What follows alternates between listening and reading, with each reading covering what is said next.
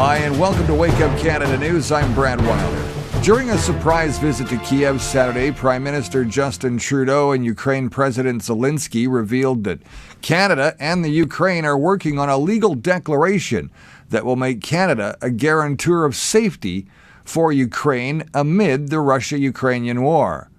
Now, did we Canadians take a vote on this? Do members of any political parties care? If so, why are they not talking about it?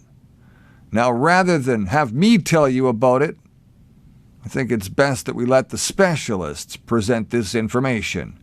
Redacted always does a great job and has extensive coverage in Russia and Ukraine, covering what the mainstream media won't. Canadian journalist David Creighton brings you the inside scoop. Well, the people of Canada, you might not know this, but you are now the guarantor of the safety of the people of Ukraine. That's right, the Justin Trudeau government, once again, telling you what you are responsible for and stripping you of your willingness to participate in that discussion. Did you even know that you are now responsible for the safety of the people of Ukraine? That's right, that's from the Trudeau administration. As someone who follows the crazy Trudeau administration and has spent a lot of years analyzing Justin Trudeau before he ever became prime minister, is David Creighton. He writes at the Post-Millennial and Human Events, also has a YouTube channel, Creighton's Writes. And David joins us for the first time here on Redacted. I think, David, we've covered a lot of your articles and your reporting over the years here on the show. So welcome into Redacted. Great to see you. Well, it's so nice to join you today, Clayton. So tell me first of all, let's just focus on that story, which is, of course, around the idea of Justin Trudeau telling Volodymyr Zelensky in this big meeting that they just had that the Canadians will protect the safety of Ukraine. Can you walk me through what he said? Well, the problem is with what he said and hasn't been reported, and the Prime Minister's office is not revealing any more details. And unfortunately, the opposition yesterday completely ignored this. And it's been reported maybe once or twice in the mainstream media. But Justin Trudeau has made Canada a guarantor. And this is, once again, people are scratching their heads and saying, what does this mean? What is a guarantor of Ukraine's safety specifically during the Russia-Ukraine war? Sounds very dangerous to me. I don't know how Canada can guarantee Ukraine's safety during this war. It's already given Ukraine $8.5 billion in aid, a lot of that military. It's loaned them our Leopard tanks, which of course is a bit like loaning the Brits and the Russians Sherman tanks in the Second World War. I don't think we're going to get them back. So we have given them all kinds of military equipment. And what does it mean? Trudeau has not explained what it means. To me, we're incrementally marching towards a nuclear war with Russia because Canada cannot guarantee Ukraine's sovereignty. But as a member of NATO, Canada is essentially dragging in the whole alliance into this guarantee. Right. So is NATO now a guarantor of Ukraine's safety and security? This is the question I think that needs to be answered quickly, because I believe we are on a pathway to war with Russia. We have been for the last 8 months at least. NATO is provocative, but for Trudeau to issue this declaration is, to me, more than provocative. It's insane. Well, we just heard from NATO Secretary General Jens Stoltenberg at the White House late last week, meeting with President Biden, and specifically talking about raising the level of GDP devoted to the war and war spending and defense spending, making sure that all NATO members are elevating their amount of spending to guarantee the success of Ukraine, make sure that Ukraine doesn't become an outpost for Russia.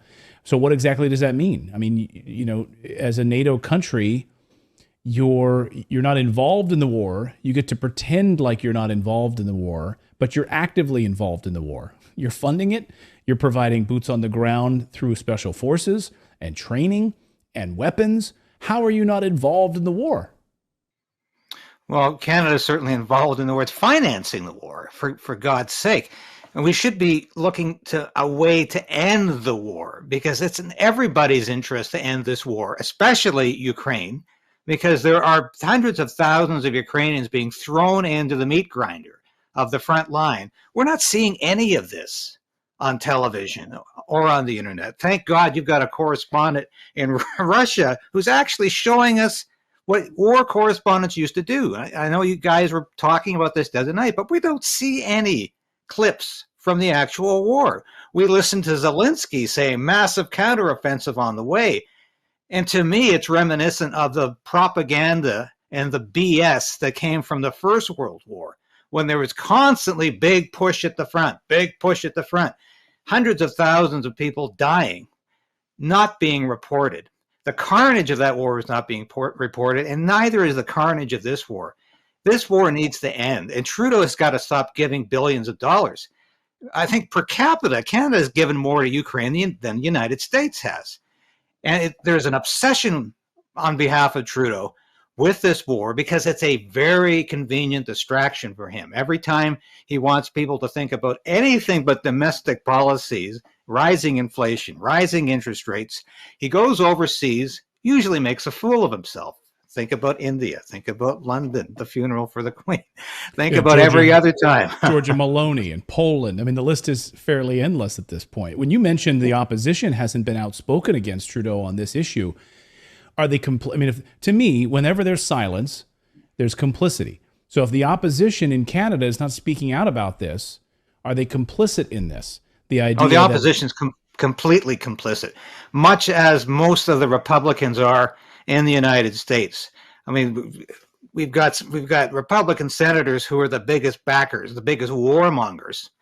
Just as in Canada, they are afraid. The conservative opposition is afraid to condemn the continued financing of this war and the continued support to keep this war going.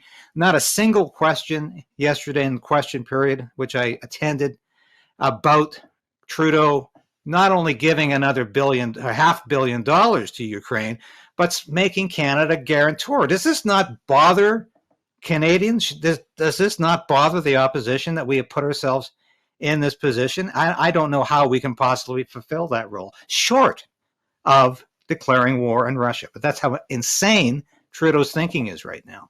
Is this an executive order or some sort of, he can do this by fiat? He doesn't need the rest of the government to involve themselves in making Canada the guarantor of Ukraine? He can just do this willy-nilly? And I guess we fully don't know what it means yet. It almost sounds like having like a Godfather role.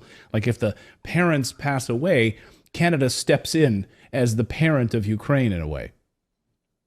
Well, that's a good analogy because we don't specifically have executive orders in our Canadian parliamentary system.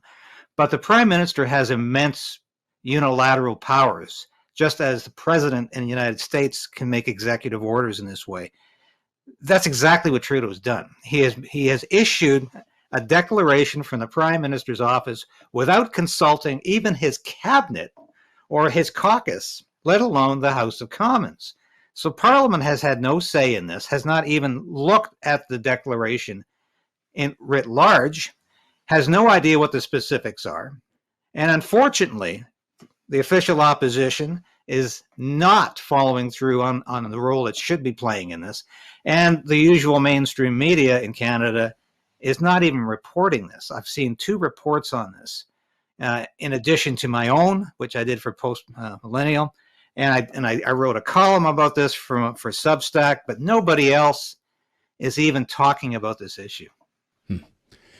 Well, that's why we're thrilled to have you here on the show, and hopefully you'll come back and keep a watchful eye on the craziness that is Canada at this moment and what this Trudeau regime is doing to the people of Canada. It's really amazing. You and I were talking, offline a little bit about this, but it's just amazing to watch the quick deterioration, and it's happening in real time in Canada. It really is disturbing to see it unfolding so quickly.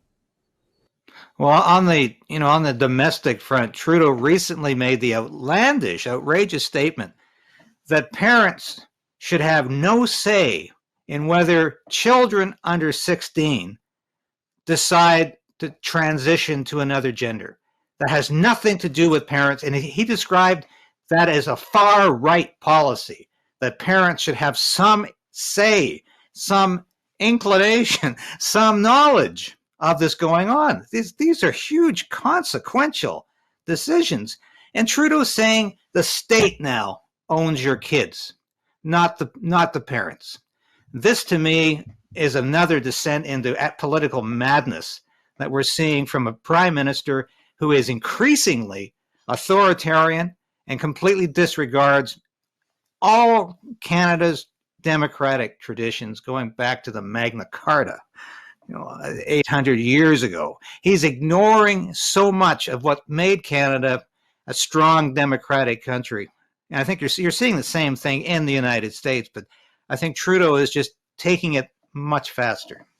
It's really disturbing. It's the transhumanism of the World Economic Forum, and he's, of course, one of their exemplary junior leaders, as Klaus Schwab repeatedly reminds us of that. Yes. David, great to see you. Thank you for your reporting on this, and we hope you'll come back real soon. Thank you so much for this. I would love to come back anytime you offer. Thank you, David.